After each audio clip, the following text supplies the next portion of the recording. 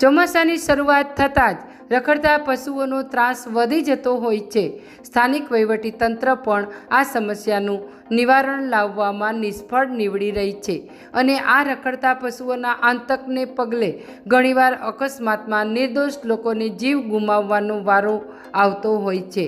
પરંતુ તેમ છતાં વહીવટીતંત્ર દ્વારા કોઈપણ પ્રકારની ગંભીરતા દર્શાવવામાં આવતી નથી.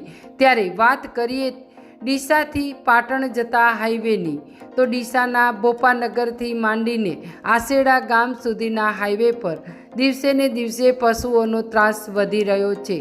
બોપાનગર, જૂના ડીસા, માણેકપુરા, ખરડોસણ અને આસેડા સુધીના માર્ગ પર અડીંગો જમાવીને બેઠેલા પશુઓના લીધે વારંવાર અકસ્માતો સર્જાઈ રહ્યા છે.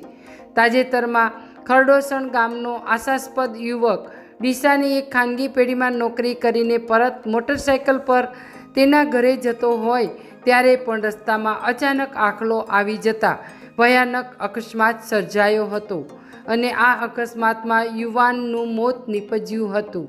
પાટણ હાઈવે પર અડીંગો જમાવીને બેઠેલા પશુઓને દૂર કરવા માટે સ્થાનિકો દ્વારા અનેકવાર રજૂઆત કરવામાં આવી હોવા છતાં આ સમસ્યાનું નિવારણ હજુ સુધી આવ્યું નથી.